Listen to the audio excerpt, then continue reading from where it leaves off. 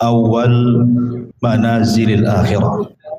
Tempat pertama kita menginjak rumah menuju akhirat. Artinya kita bicara tentang seputar alam kubur.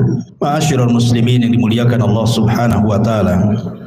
Di dalam sebuah hadis yang dikeluarkan Imam Tirmidzi, Nasai, Ibnu Majah dan yang lainnya, Nabi sallallahu alaihi wasallam bersabda, "Aktsiru dzikra hadhimil ladzatil maut." Perbanyak oleh kalian mengingat akan sebuah hal yang menghancurkan setiap kenikmatan. Kemudian Rasul mengatakan, apa itu al-maut, kematian. Pembahasan di malam hari ini kita akan membahas seputar kematian seorang mukmin. Kemudian apa saja yang terjadi saat kematian seorang mukmin ataupun kafir. Kemudian apa yang terjadi di alam kubur dan peristiwa-peristiwanya. Kemudian juga tentang gambaran azab kubur dan hal-hal yang bisa menyelamatkannya, termasuk juga bicara tentang ruh. Kemana ruh ini di dalam kuburan. Inilah pembahasan yang kita akan bahas di malam hari ini. Mudah-mudahan cukup waktunya. Ma'asyiral muslimin yang dimuliakan Allah Subhanahu wa taala, ada 4 perkara kemana seorang mukmin itu harus mengingat sebuah kematian. Pertama, karena mengingat kematian bisa menjauhkan kita dari maksiat kepada Allah Subhanahu wa taala. Karena orang yang tidak pernah mengingat mati, maka orang akan terbiasa melakukan maksiat karena dia pikir bahwa tidak ada kehidupan setelah kematian. Kemudian yang kedua, orang yang selalu mengingat kematian akan mempermudah untuk segera bertobat dan juga melakukan amal saleh. Kemudian yang ketiga, mengingat kematian adalah hal yang bisa mendatangkan rasa takut, sehingga orang tidak mungkin merasa aman dari azab kubur dan dia akan berusaha untuk menghindarkan diri dari setiap penyebab yang akan menjerumuskan dari azab kubur. Tentu yang terakhir, mengingat kematian karena kematian sebuah kepastian, datangnya tanpa pemberitahuan, dan kematian bukan akhir dari sebuah perjalanan. Inilah hikmah kenapa kita disuruh mengingat kematian. Ma'asyiral muslimin yang dimuliakan Allah Subhanahu wa taala, Utsman ibn Affan radhiyallahu an apabila berdiri di samping kuburan, maka Utsman selalu menangis. Tetapi kalau Utsman dibicarakan tentang kondisi neraka dan azabnya, maka Utsman ibn Affan biasa-biasa saja. Kemudian ditanyakan kepada Utsman ibn Affan penyebabnya. Kenapa kalau disebut atau melihat kematian dia menangis, tetapi kalau diceritakan tentang akhirat dia biasa saja? Maka jawaban Utsman ibn Affan radhiyallahu an mengutip sabda Nabi sallallahu alaihi wasallam. Kata Nabi sallallahu alaihi wasallam, kata Utsman, "Innal qabra awwalu manazilil akhirah. Fa in naja minhu fama ba'dahu aisaru minhu. Wa illam yanju minhu fama ba'dahu asyaddu minhu." Sesungguhnya kuburan itu, kata Utsman mengutip sabda Nabi, adalah awal tempat seseorang menuju akhirat. Kalau dia selamat di kuburan, maka setelahnya lebih mudah bagi dia. Tetapi kalau dia tidak selamat di dalam kuburan, maka setelahnya akan lebih keras kepada dia. Itulah kenapa kemudian Utsman menangis saat diceritakan soal kematian. Banyak riwayat yang dicantumkan oleh Imam Ibnu Katsir ketika memberikan catatan kepada ayat yutsabbitullahu alladhina amanu bil qauli tsabit. Allah tetapkan jawaban bagi orang-orang yang beriman dengan jawaban yang mantap saat fitnah kubur. Saya akan sebutkan beberapa riwayat yang berkaitan dengan kematian. Pertama, riwayat daripada Bara bin Azib radhiyallahu anhu. Suatu ketika kata Bara bin Azib radhiyallahu anhu, kami keluar bersama Nabi SAW mengiringi jenazah seorang laki-laki dari Ansar. Maka ketika galian kubur itu sudah digali dan belum sampai kepada lahatnya, Maksudnya lubang kedua dalam kuburan disebut lahat. Maka Nabi SAW kemudian duduk dan kami pun duduk, kata Bara ibn Azib radhiyallahu anhu. Kemudian kata Nabi SAW, ista'idhu billahi min adzabil qabri. Mintalah perlindungan kepada Allah dari azab kubur. Rasul SAW menyebutnya marrataini aw thalathan, 3 kali. Kemudian Rasul menceritakan tentang ruhnya seorang mukmin. Kata Nabi SAW, innal abda al-mu'mina idza kana fi inqita'i minad dunya wa ikbali minal akhirati nazala ilaihi malakun minas sama bidul wujuh ka'anna wujuhahumus syamsu. Apabila seorang hamba mukmin, kata Rasul, ketika dia hendak berpisah dari dunia dan menghadap akhirat, maka turun malaikat dari langit yang berwarna sangat putih sekali. Wajah-wajah malaikat ini sangat putih. Dan yang dimaksud malaikat di sini tentu bukan satu malaikat, bukan malakul maut saja, tidak, tetapi diiringi dengan rusulul maut namanya, pembantu-pembantu malaikat maut, berdasarkan ayat Al-Quran, tawaffathum rusuluna, kami wafatkan dengan mengutus utusan-utusan kami, menunjukkan bukan satu malaikat tetapi banyak malaikat. Tentu banyaknya malaikat ini berdasarkan tugas masing-masing. Malaikat maut itu kan hanya mencabut nyawa saja. Selepas itu kemudian diserahkan kepada malaikat rahmat kalau dia seorang mukmin, atau kepada malaikat azab kalau dia orang kafir atau orang fasik. Lah tentu kondisi seperti ini, ikhwan, tidak ada yang tahu kecuali orang yang meninggal. Orang-orang yang menyaksikan di sekitarnya, orang yang sedang nazah itu, tidak ada yang tahu bahwa di situ ada malaikat. Yang tahu hanyalah orang yang sedang nazah saja. Karena sebagian para ulama ketika menjelaskan apakah orang yang meninggal dunia itu mampu melihat malaikat, sebagian ulama mengatakan ya, mereka akan melihat malakul maut, dan juga mereka akan diperlihatkan catatannya, walaupun hanya sekilas pandang saja.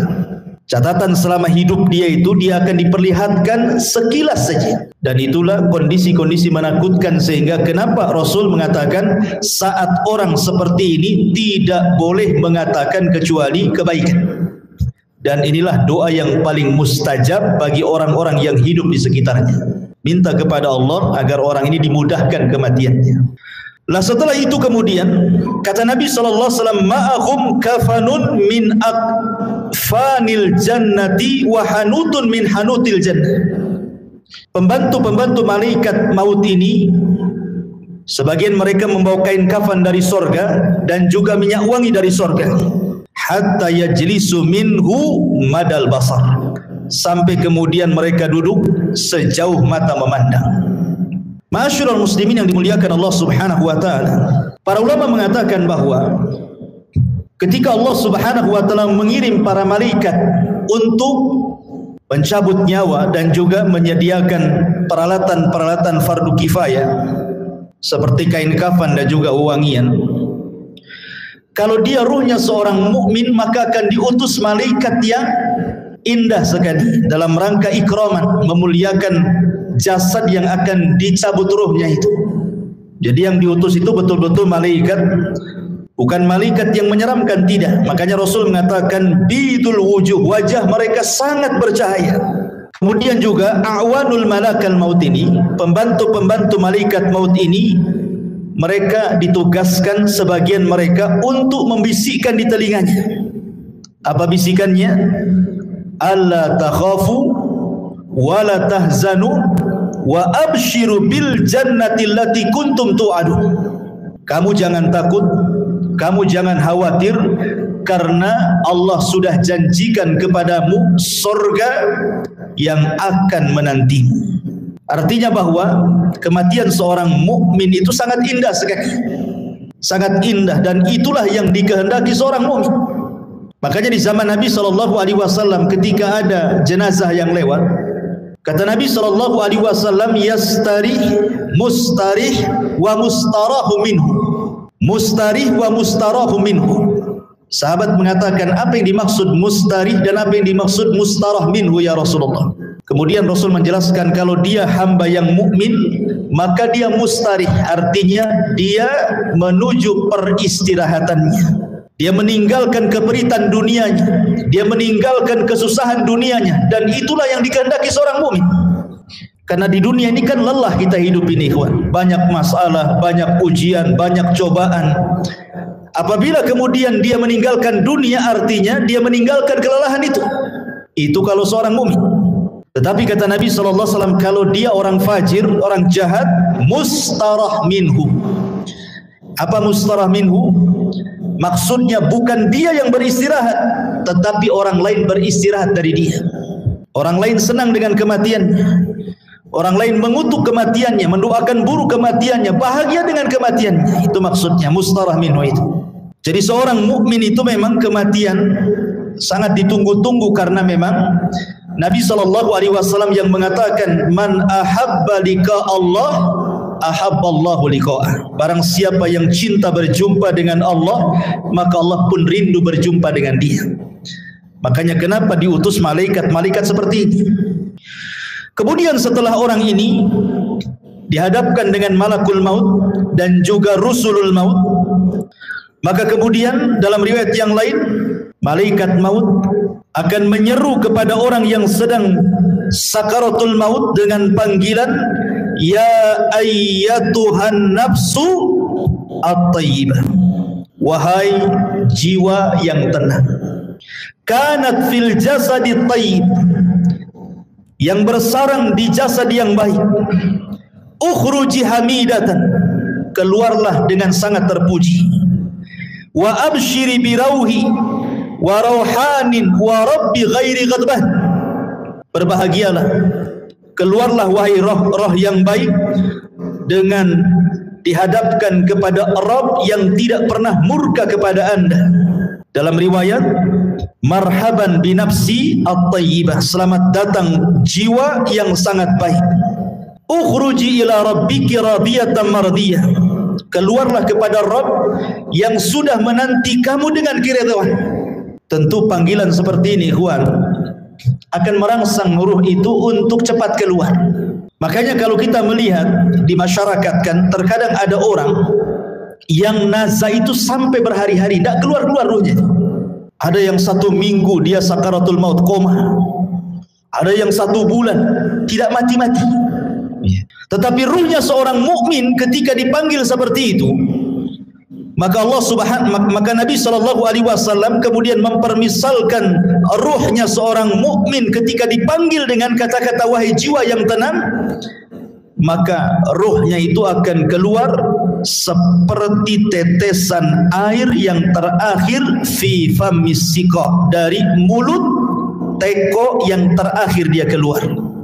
Kalau saya analogikan ini botol aqua, ini kan banyak airnya. Kalau kita buka tutupnya ini, kemudian kita tuangkan, tentu air yang pertama kali yang keluar pasti deras, karena masih penuh dengan air kan. Tapi kalau seandainya air yang dalam botol ini hanya tinggal 1 tetes saja, kemudian kita tuangkan seperti ini, maka air yang 1 tetes itu akan mengalir dengan pelan kan, dengan pelan, kemudian jatuh persis di mulut teko tadi. Begitulah gambaran Rasul ketika menjelaskan ruhnya seorang mukmin itu keluar seperti tetesan air yang keluar yang terakhir dari mulut teko. Jadi akan lembut, lain dengan kalau kita langsung keluar begini kan langsung deras gitu ya. Tapi kalau tetesan yang terakhir kan lembut keluarnya, pelan, tapi pasti kemudian keluar. Begitulah Rasul menggambarkan ruhnya seorang mukmin apabila dicabut oleh Allah lewat para malaikat maut ini. Ma'asyiral muslimin yang dimuliakan Allah Subhanahu wa taala.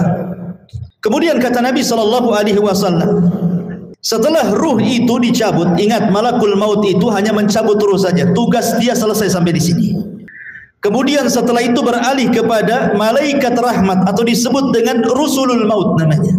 Lah rusulul maut inilah yang kemudian mengambil alih ruh tersebut, kemudian meletakkan di kain kafan yang sudah disediakan dari surga.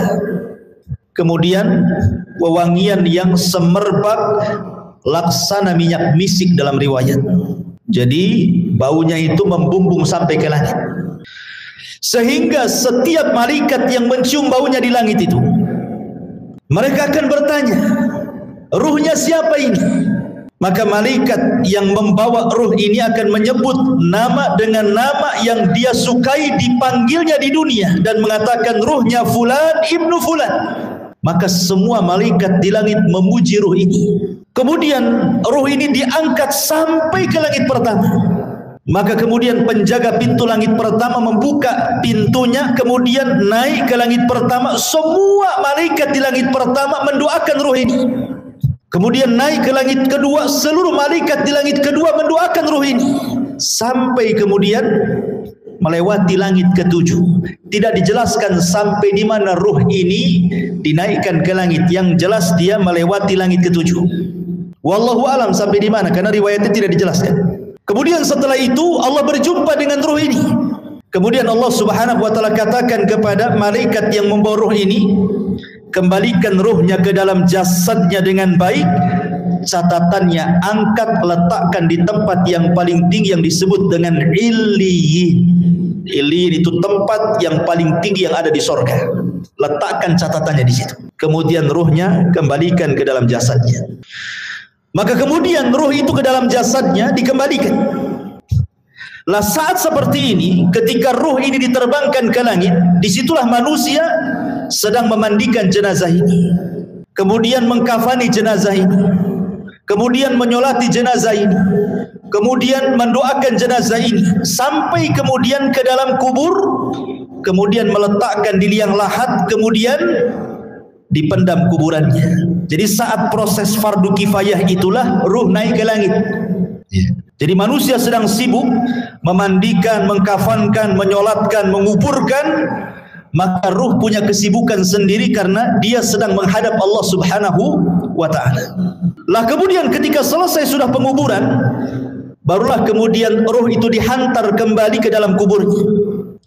Lah ketika ruh dengan jasad ini kemudian kembali, disitulah orang yang ada di kubur ini sempat mendengar pembicaraan orang-orang yang di atas kuburan, termasuk suara terompahnya, suara sandalnya, dia mendengarnya. Termasuk apa yang dibicarakan di atas itu dia sempat mendengarnya. Apakah dia sedang menangis, apakah sedang mencela, ataukah sedang memuji, ataukah sedang berbicara tentang hal-hal tentang dia semua dengar. Dan itu berdasarkan riwayat Umar bin Khattab radhiyallahu an pernah bercerita ketika Nabi SAW selesai perang Badar. Kemudian pemimpin Quraisy itu semua mati di perang Badar dan dimasukkan ke dalam sumur yang tidak berpenghuni, yang disebut dengan Qalibu Badri. Kemudian Nabi SAW 3 hari menetap di Badar setelah kemenangannya, mulai dari tanggal 17 Ramadan sampai tanggal 20 Ramadan. Kemudian Nabi SAW menghampiri sumur yang dilempar jasad-jasad para pembesar orang kafir, Abu Jahal, Umayyah, kemudian Al-Walid dan semua pembesar Quraisy yang dimasukkan ke dalam sumur itu.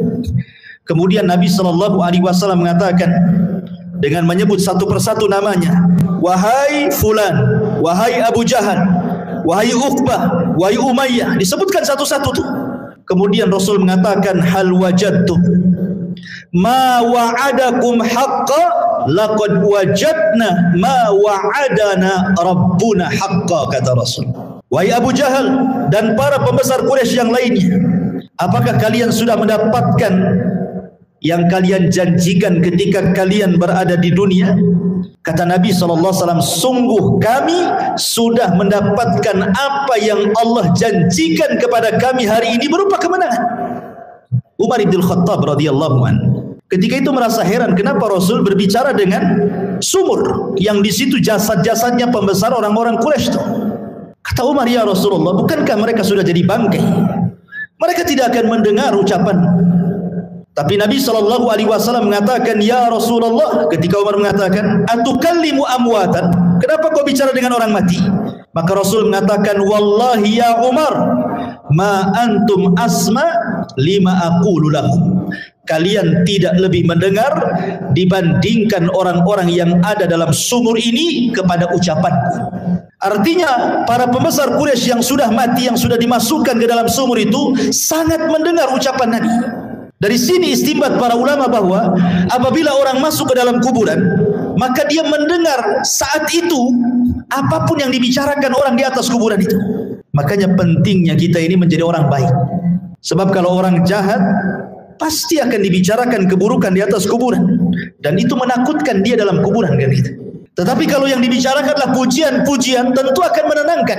Karena tidak mungkin Allah mengumpulkan dua rasa takut, baik ketika di dunia ataukah ketika di dalam kuburan. Tidak mungkin Allah kumpulkan dua rasa takut. Kalau dia takut di dunia semasa hidupnya, maka dia akan merasa aman di kuburannya. Tapi kalau dia merasa aman di dunia, maka dia akan merasa takut di kuburannya. Lah ketika kemudian dia sempat mendengar suara-suara pembicaraan orang yang di atas kuburan, sampai yang terakhir sandal yang melangkah meninggalkannya, disitulah kemudian orang ini sempat mendengar akhir suara terompah yang meninggalkan jauh sampai di pintu gerbang kuburan. Disitulah Allah Subhanahu wa ta'ala kirim amal solehnya. Dalam riwayat yang dikeluarkan atau yang diriwayatkan Abi Hurairah radhiyallahu an, tiba-tiba kemudian datanglah salat inda ra'sihi waz zakatu an yaminihi wasyamu an yasarihi wa kana fi'lul khairati min sadaqatin wassilahi wal ma'rufi wal ihsan ila nasi inda rijlaihi. Tiba-tiba ini sebelum Munkar dan Nakir datang, maka amalan salat akan mendatangi dan ada di atas kepalanya. Kemudian zakat di samping kanannya, kemudian puasa di samping kirinya, kemudian perbuatan kebaikan dari sedekah, menyambung silaturahim, memerintahkan kebaikan, berbuat baik kepada manusia diletakkan di antara kedua kakinya. Karena kan posisi dia berbaring, ya, posisi orang yang dikuburkan berbaring, sehingga di arah kepalanya ada solat, kemudian samping kirinya ada puasa, samping kanannya ada zakat, kemudian di sebelah kakinya ada sedekah, ada silaturahim, ada kebaikan, dan begitu seterusnya. Dan amalan-amalan ini menjelma sebagai manusia. Jadi amalan-amalan soleh itu, solat akan menjadi manusia, kemudian zakat akan menjadi manusia, dan akan mengelilingi dia dalam kuburannya. Sehingga kemudian ketika Munkar dan Nakir ini datang, kemudian hendak membentak dengan fitnah kubur, dengan pertanyaan-pertanyaan kuburannya dari arah kepalanya, maka amalan yang ada di kepalanya, amalan solatnya akan mendorongnya dan mengatakan, ma qibali madkhal, tidak ada jalan lewat sini. Kemudian yang ketika malaikat Munkar dan Nakir akan bertanya dari sebelah kirinya, maka akan didorong oleh amal soleh sebelah kirinya dan mengatakan, ma qibali madkhal, tidak ada jalan kau untuk bertanya kepada orang ini. Dan begitu seterusnya. Setiap kali malaikat Munkar dan Nakir bertanya ini dari arah mana saja, maka kalian dilindungi oleh amal solehnya. Subhanallah ikhwan, ya. Sehingga malaikat yang akan memfitnah kubur ini kebingungan harus bertanya dari arah mana. Makanya kemudian disebutkan dalam riwayat ini, fayajlisu wa qad tamassalat lahu asy-syamsu wa qad danat lil ghurub fayuqalu lahu akhbirna amma nas'aluka fayaqulu da'uni hatta usalli.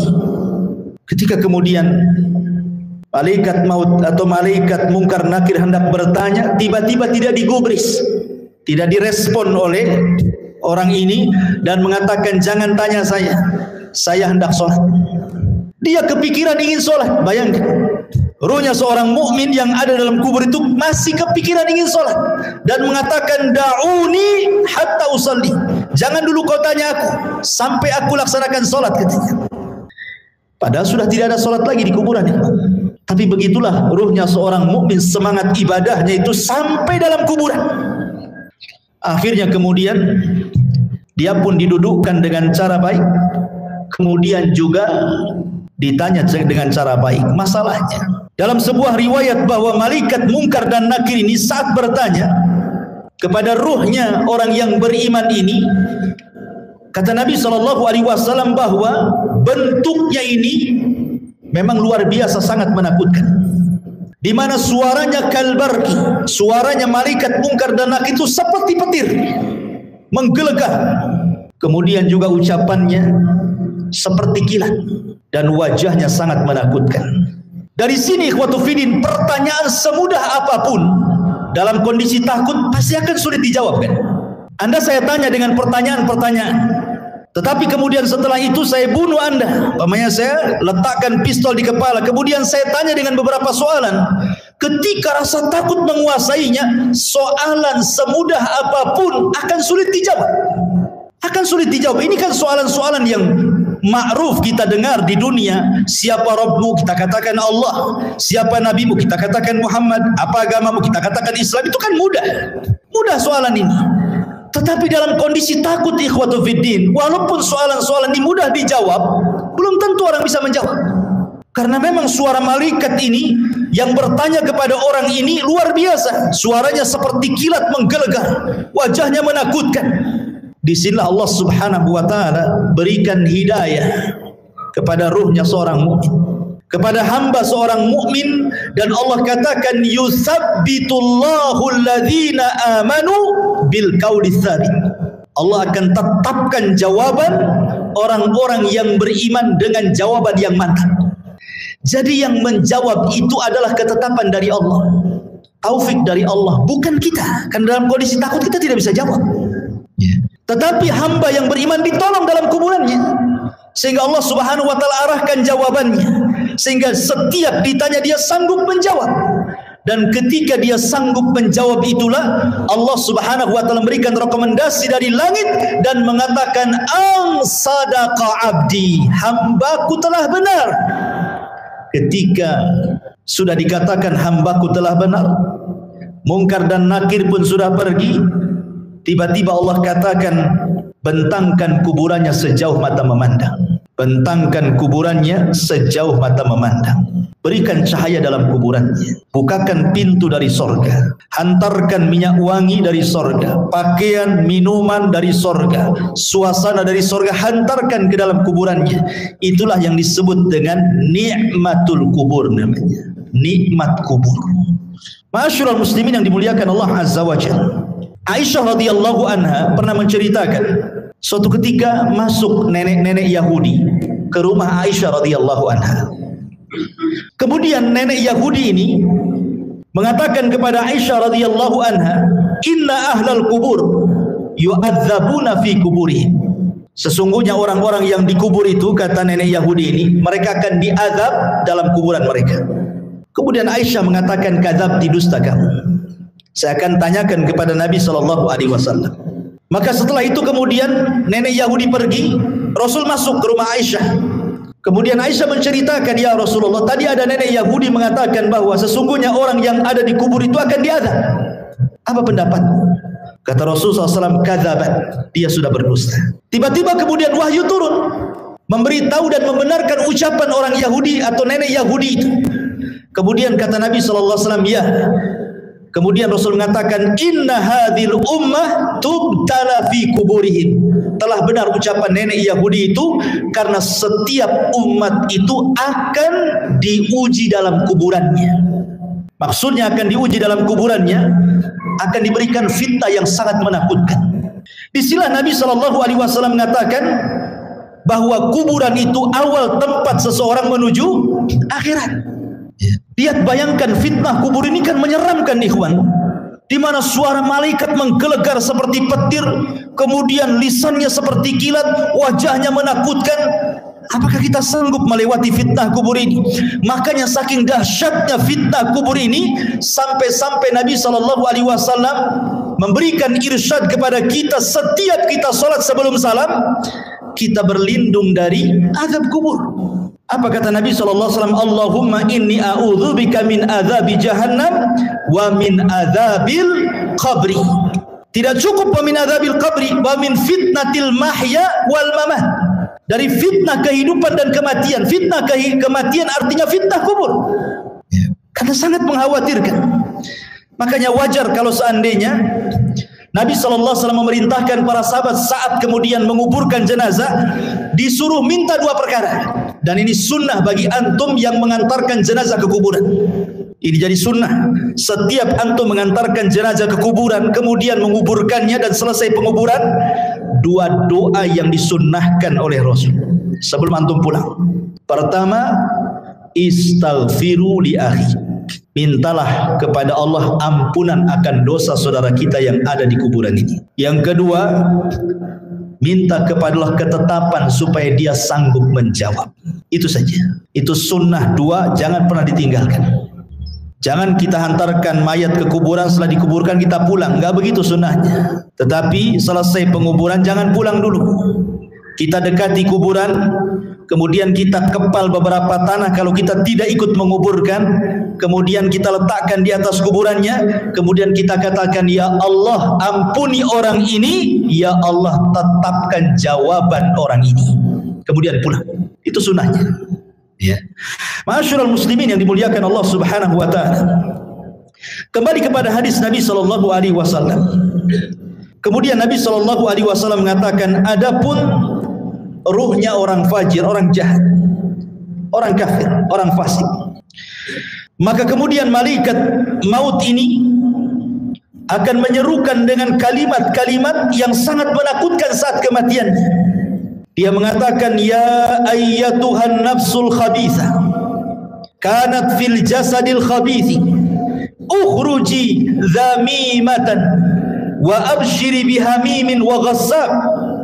Subhanallah. Malaikat maut mengatakan, wahai ruh yang jahat, yang hinggap di jasad yang jelek, keluarlah secara tercela dan habarkanlah dengan neraka yang menyala-nyala dan juga dengan nanah penduduk neraka. Coba bayangkan panggilannya, wahai jiwa yang buruk, yang bersarang di jasad yang buruk, keluarlah secara tercela dan habar gembirakan dengan neraka yang menyala-nyala dan darah dan nanah penduduk neraka yang sudah menunggunya. Keluar kamu. Ini panggilan menyeramkan, ikhwan. Makanya kenapa kemudian ruhnya orang-orang yang tidak beriman itu tidak mau keluar, sehingga terkadang nazak berhari-hari, berminggu-minggu, berbulan-bulan tidak mau keluar dia. Dia tersiksa itu dengan ruh yang ada dalam badannya, sampai-sampai Nabi SAW ke pisau yang berbentuk bengkok, mungkin bahasa kitanya seperti cerulit, ya, ada pisau berbentuk bengkok seperti ini, kemudian dihadapkan dengan kambing wol, yang belum dicukur itu. Lihat kambing wol itu kan banyak tuh rambutnya tuh kalau belum dicukur itu ya. Kemudian pisaunya dimasukkan. Otomatis ketika pisau dimasukkan ke dalam kambing wol itu, otomatis akan terkait-kait dengan bulu-bulunya. Setelah terkait-kait dengan bulu kambing wol itu, kemudian disiram. Anda bisa bayangkan, akhirnya kemudian makin lengket dengan pisau itu. Kemudian setelah lengket dengan pisau, kemudian kata Nabi SAW, pisau itu kemudian ditarik dengan cara paksa. Kira-kira apa yang terjadi? Akan merontokkan setiap bulu-bulu kambing wol itu. Maknanya ketika ruhnya orang fasik, orang fajir, orang kafir dicabut itu, maka akan merontokkan seluruh persendiannya, seluruh tulang-tulangnya, dan dia akan menjerit. Tidak ada yang tahu rasa sakitnya kecuali Allah, dan jeritannya tidak ada yang mendengar kecuali binatang. Manusia tidak dengar, tetapi para binatang tahu. Dan tidak ada yang bisa merasakan rasa sakit seperti itu kecuali Allah yang tahu rasa sakit.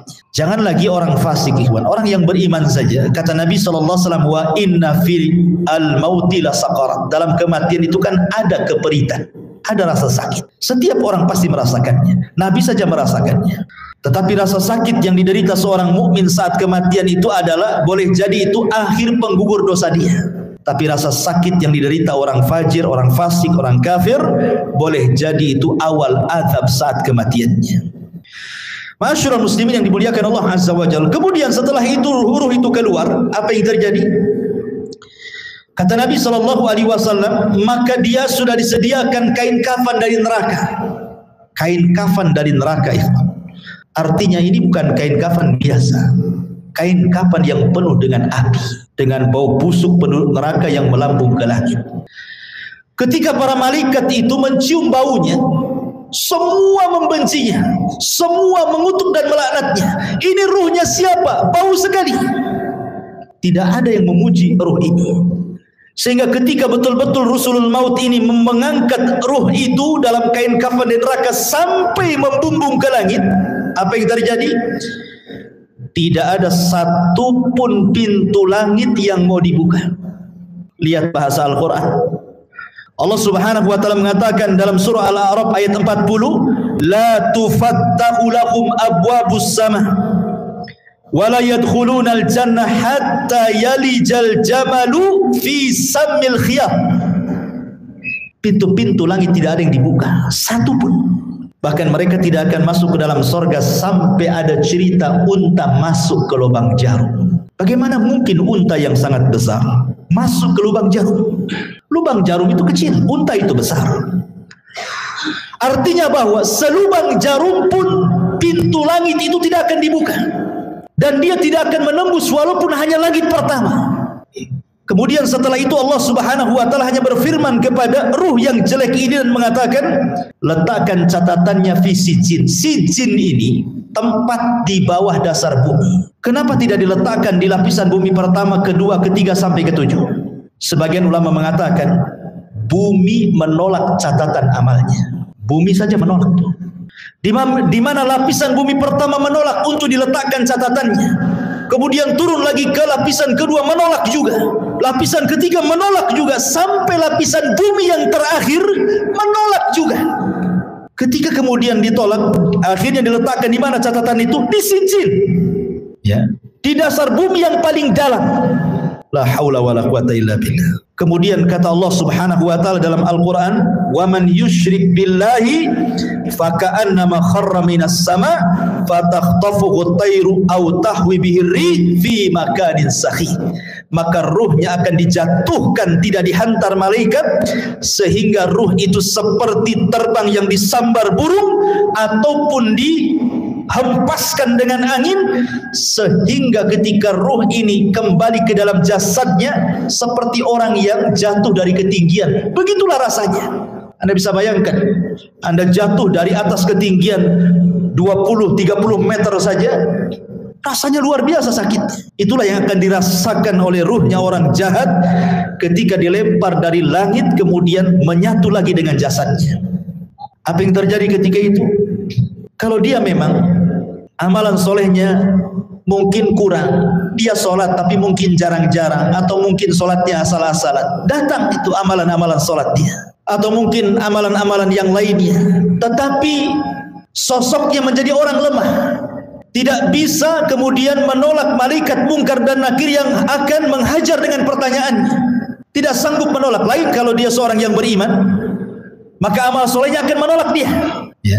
Sehingga akan sulit kemudian mungkar dan nakir mendekatinya. Tetapi kalau dia amal solehnya mungkin ringan saja, dia sholat kadang tidak, dia akan datang amal-amal yang lainnya, tetapi tidak bisa melindunginya.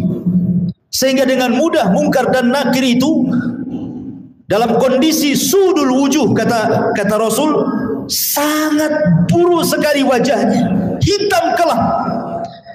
Kemudian membentak dengan suara petir, dengan suara kilat, menakutkan, sehingga ketika ditanya man rabbuk, siapa Rabbmu, wa ma nabiyuk, siapa nabimu, wa ma dinuk, apa agamamu, pertanyaan ini ringan, tapi karena ketakutan yang bersangatan, dia pun tidak bisa menjawab dan mengatakan, wallahi la adri aqulu kama qala an-nas wa fa'altu kama fa'ala an-nas.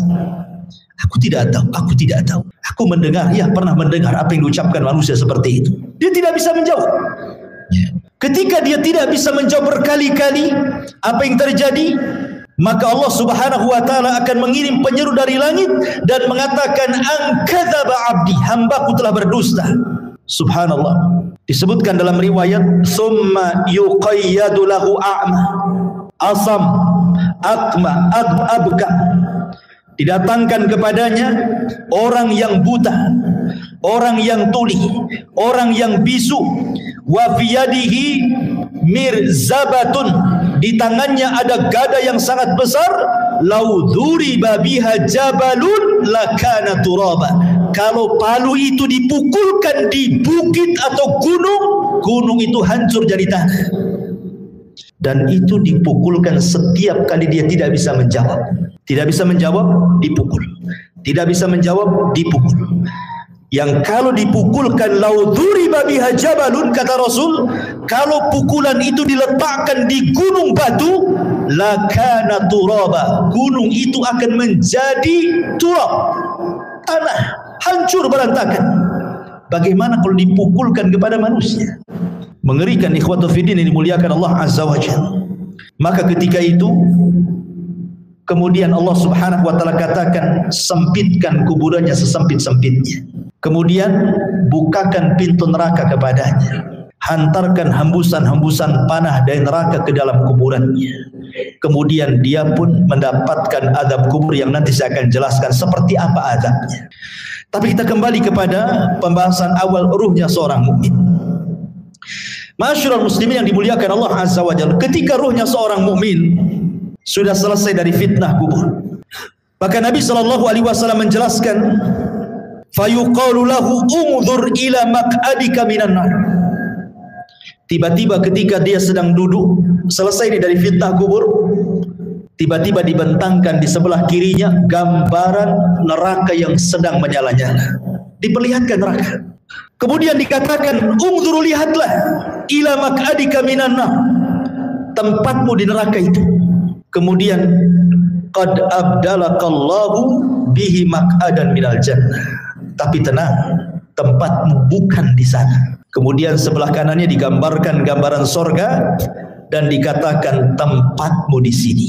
Dalam riwayat, maka kemudian malaikat ini mengatakan, lihatlah tempat dudukmu di neraka, in asaita, kalau engkau bermaksiat, itulah tempat dudukmu.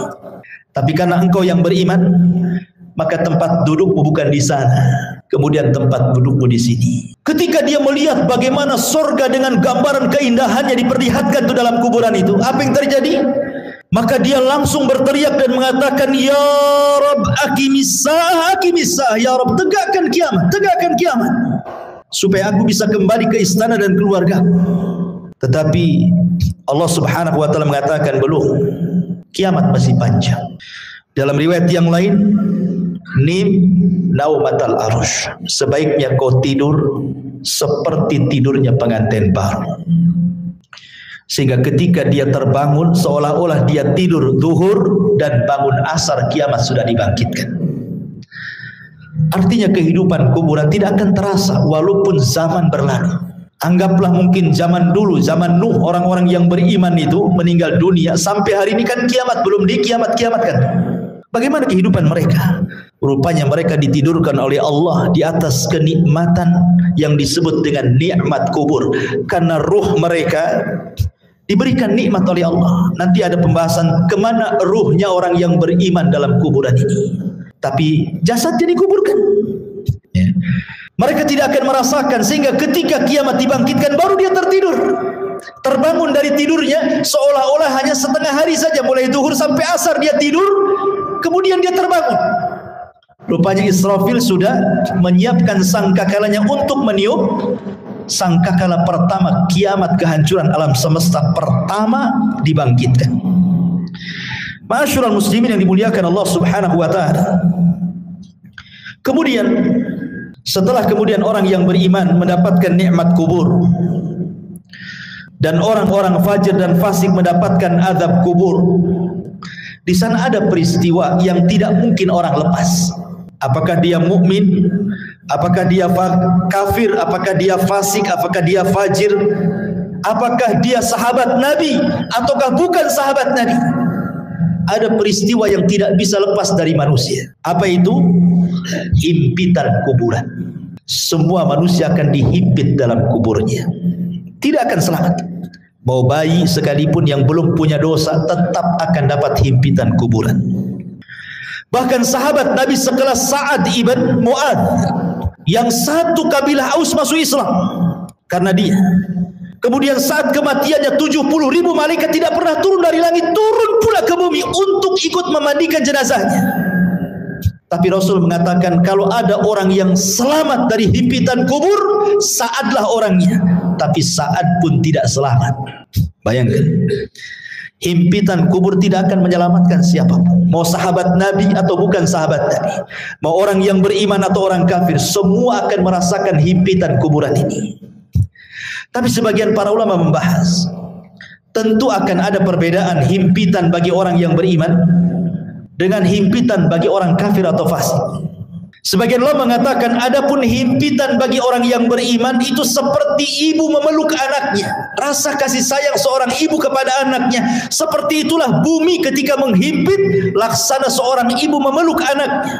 Karena kita ini dari tanah dan akan kembali kepada tanah. Jadi tanah itu seperti ibu bagi kita. Sehingga ketika himpitan tanah itu menghimpit setiap jasad orang yang beriman, maka tidak akan merasakan rasa sakit sedikit pun, karena itu bentuk sayang seorang ibu kepada anak.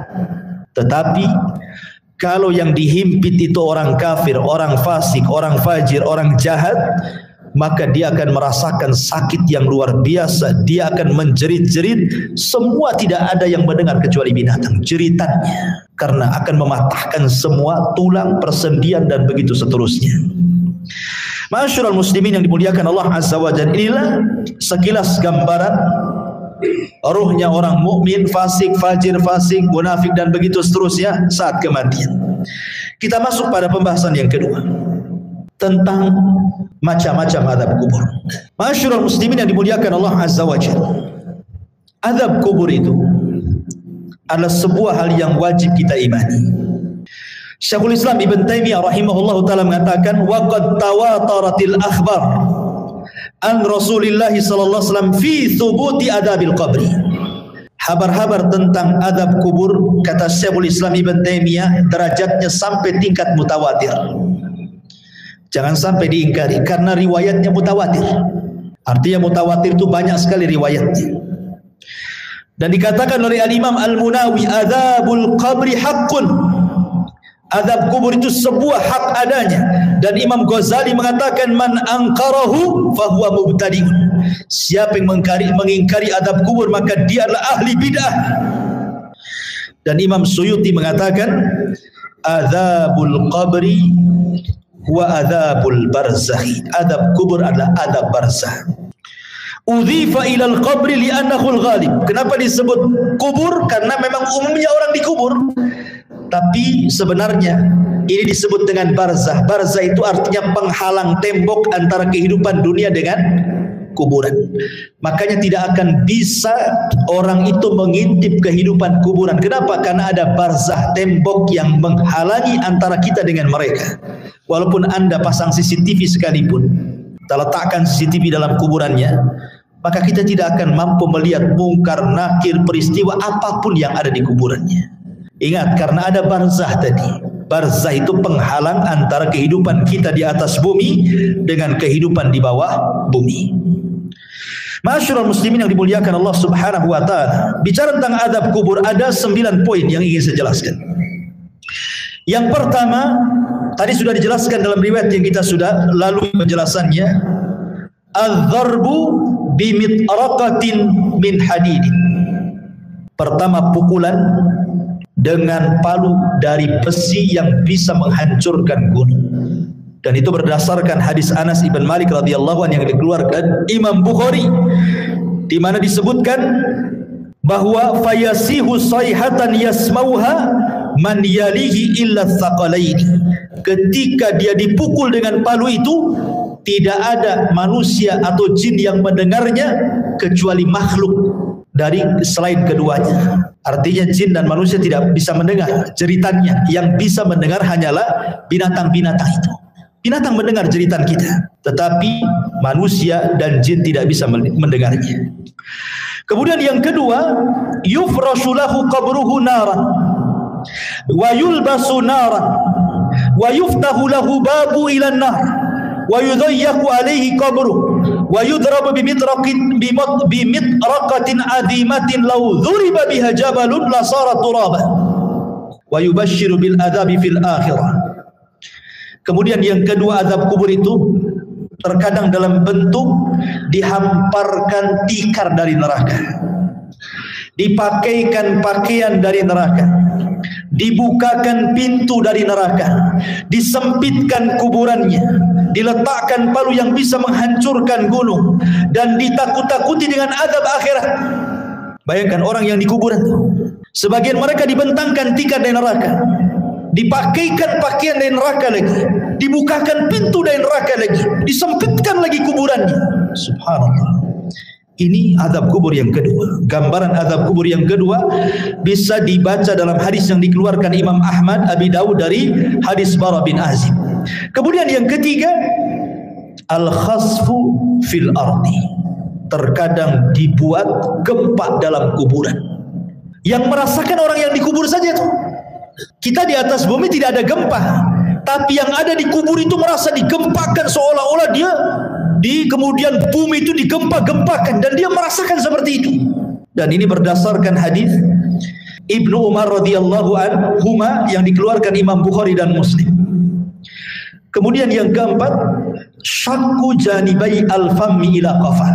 Terkadang datang malaikat yang menakutkan, kemudian membawa cerulit yang sangat tajam, kemudian dimasukkan ke mulutnya, kemudian diiris sampai ke tengkuknya.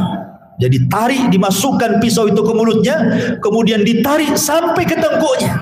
Nauzubillah. Atau terkadang radkhur ra'si bil hijarah. Ada malaikat yang membawa batu besar, kemudian orang itu dibaringkan, kemudian dibentur-benturkan kepalanya. Kalau hancur nih, dikembalikan lagi kepalanya menjadi bentuk baru, dihancurkan kembali, dan begitu seterusnya. Terkadang al-harqu fi tannuri minan nar, disediakan satu mangkok, satu bejana yang sangat besar, isinya air yang mendidih dari api neraka, kemudian digorengkan di dalam. Atau terkadang as-sibahatu fi nahri min damin ma'adh-dharbi bil hijarah. Tiba-tiba kemudian dia dihadapkan dengan sungai, semuanya bentuk darah. Kemudian dia diletakkan di tengah-tengah sungai darah itu. Kemudian dia akan berenang, tidak bisa ke pinggir, karena setiap ke pinggir maka akan dipukulkan batu yang sangat besar ke mulutnya, sehingga dia akan berputar-putar sampai mati hidup lagi, dan begitu seterusnya. Dan 4 poin ini berdasarkan hadis Bukhari yang dikeluarkan atau yang diriwayatkan oleh Samurah ibn Jundab radhiyallahu anhu. Kemudian yang nomor 8, ishti'alul malil masruq minal ghanaim ala sahibihi. Kalau dia dahulunya di dunia suka mencuri ghanimah, harta rampasan perang yang belum dibagi, maka harta itu akan didatangkan dan akan menyala-nyala seperti api yang sangat besar dan menyambar-nyambar dirinya. Atau yang terkadang, yang terakhir yang nomor 9, wa ma hadzal adzab al-hissi hunaka aidan adzabul ma'nawi. Ini kan azab hissi, azab badan ya. Tapi di sana juga azab, ada yang disebut azabun ma'nawi, azab secara makna, dengan ditakut-takutinya dia dengan neraka. Jadi dibentangkan gambaran di neraka, nanti kamu akan masuk ke situ, nanti akan masuk ke situ, dan dia akan merasa takut yang luar biasa. Ini padahal baru azabul adna ya, adab yang rendah. Azab yang besar itu nanti di neraka ya. Ini 9 gambaran tentang azab kubur. Adapun azab kubur sendiri ikhwan, itu terbagi menjadi 2. Ada azab kubur itu yang azabun daim la yanqati'u ila qiyamis sa'ah. Azabnya terus sampai kiamat dibangkitkan, enggak terputus. Dan yang kedua, ada azab kubur itu tidak terus tetapi terputus. Seperti apa gambarannya?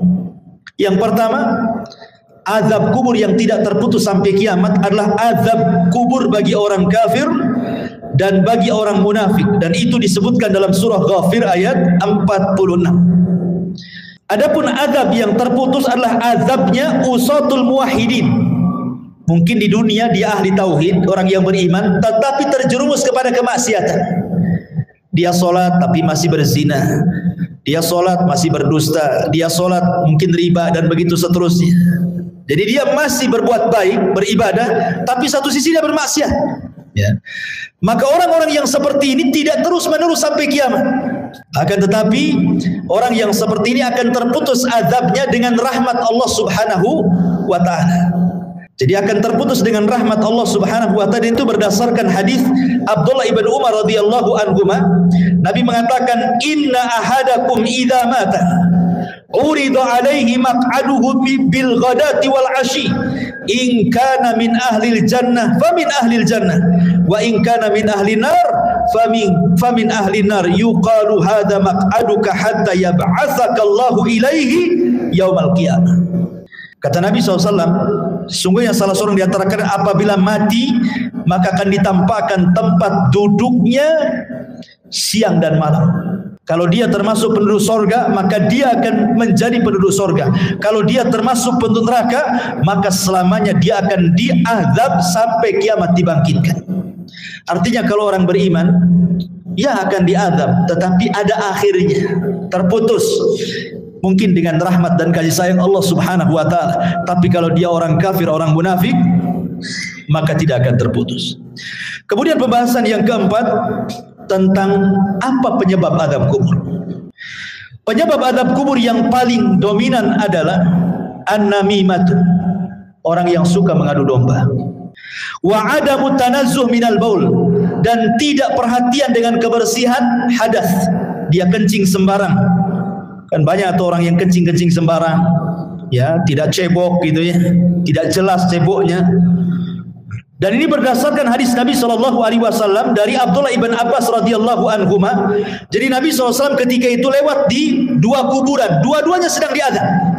Kemudian Rasul mengambil pelepah kurma, kemudian dibelah dua, kemudian ditancapkan di dua kuburan. Kemudian Rasul mengatakan, mudah-mudahan dengan dua pelepah kurma yang belum kering ini bisa meringankan azabnya. Kemudian sahabat mengatakan, kenapa orang itu diazab wahai Rasul? Kata Rasul, yang satu karena dia namimah, suka mengadu domba. Yang satu karena tidak pernah bersih apabila membersihkan hadas. Ini dua poin. Yang ketiga, ghibah. Orang yang suka menggibah. Dan ini berdasarkan hadis yang dikeluarkan Imam Ahmad dan juga At-Tabrani dengan sanad yang sahih dari hadis Abi Bakrah.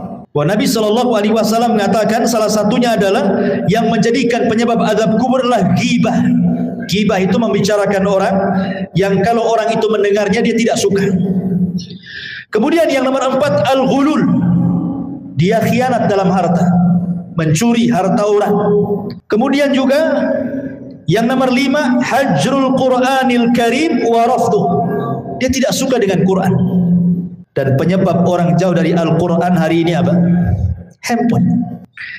Yang menyebabkan orang jauh dari Quran itu HP atau handphone. Subhanallah, gara-gara handphone, Quran itu tidak pernah disentuh lagi. Alasannya sudah ada aplikasi Al-Quran di dalam handphone. Saya nggak yakin. Nggak yakin orang punya handphone itu ada aplikasi Quran kecuali download kan? Harusnya yang pertama kali kalau antum beli handphone itu yang di download itu Quran kan? Harusnya yang pertama kan? Tapi enggak, yang pertama di download apa? Facebook dulu, YouTube dulu, Instagram dulu, kan begitu ya? Quran itu belakangan kalau butuh saja. Padahal harusnya yang pertama itu. Subhanallah ya. Sekarang ini banyak orang yang mengeser hal-hal yang baik, tetapi hanya sekedar copy paste, kemudian pemberitahuan ibadah kepada manusia lewat medsos, tapi dia sendiri malas ibadah kan? Malas. Bahkan orang yang ibadah saja sekarang diberitahu. Kalau dulu orang sholat malam, tidak ada yang memberitahu dia sedang sholat malam kan? Sekarang dia kasih tahu orang. Kalau dia sedang sholat malam itu dia kasih tahu orang dengan cara apa? Ya nulis status lah di Facebook. Ya mudah-mudahan ada yang bangun jam sekian. Maksudnya itu ingin ngasih tahu bahwa dia bangun. Cuman ngasih tahu saja. Sholat kan gitu. Seolah-olah dia sedang sholat, orang tidak kan begitu. Ini kan ria juga. Apa bedanya kan begitu? Sekarang ini semua itu memang banyak orang yang baik mengeser kebaikan, tapi hanya di-share saja. Orang yang mengeser sendiri tidak pernah mengamalkan kebaikan yang di-share-nya kan? Lalu apa faedahnya ikhwatu fiddin muliakan Allah Azza wa Jalla? Makanya di sini ikhwatu fiddin bahwa tantangan yang paling berat ketika orang jauh dari Quran itu adalah handphone. Handphone ini tidak bisa lepas dari kita. Tidur saja wajib di sampingnya. Kalau bisa itu sekarang ada power bank itu wajib di sampingnya. Nggak perlu lagi dicopkan, sudah ada di bawah bantal. Bangun saja itu yang dibaca. Kira-kira ada apa nih? Ya. Kemudian kalaupun dia, sekarang kan tidak ada orang dengar televisi kan, atau melihat televisi, jarang. Orang sekarang pegang handphone, di mobil pegang handphone, di pekerjaan tinggal handphone. Kalau hilang handphonenya, itu kayaknya hilang dunia dari dia. Ya kan? Kalau dompet ketinggalan, gampang lah nanti. Tapi kalau handphone ketinggalan, pulang diambil. Ya, sampai seperti itunya. Jadi ini salah satunya adalah hajrul Quran, meninggalkan Quran, termasuk juga an-naumu anis salatil maktubah. Orang yang sengaja tidur ketika datang waktu salat.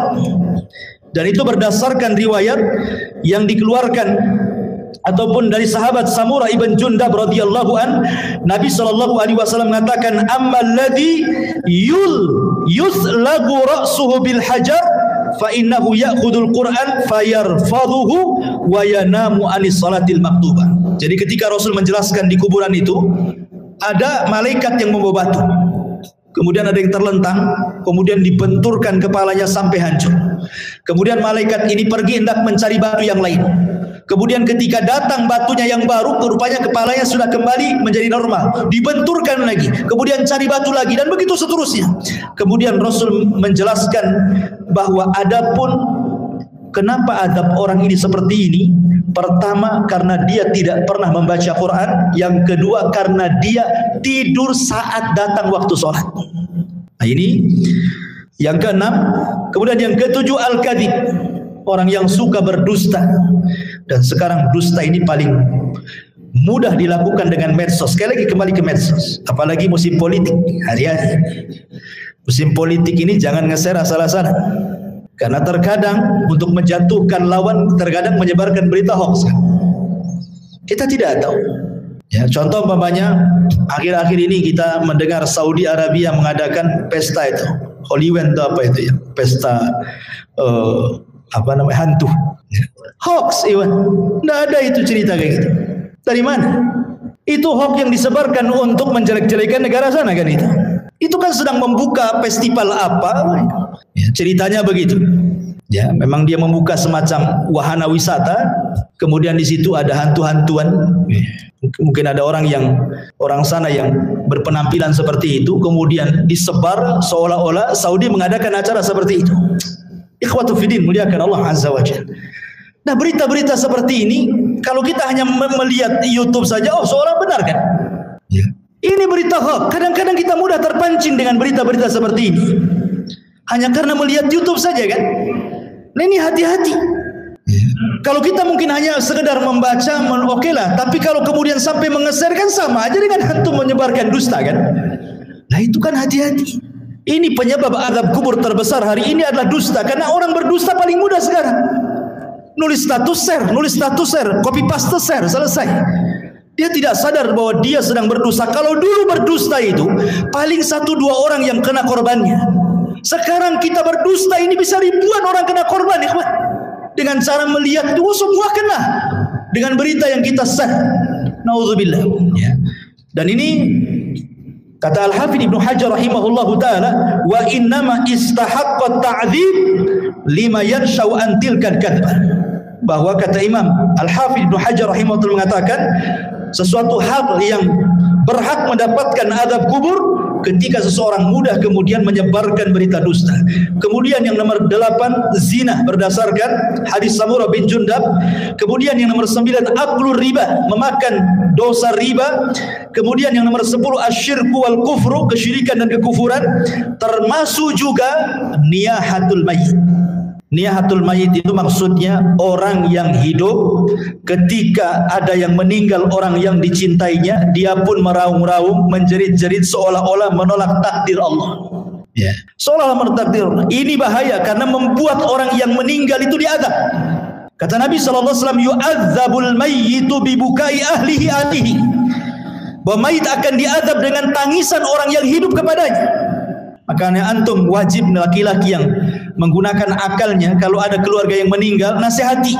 Biasanya wanita-wanita yang suka niyah, ya, nasihati mereka.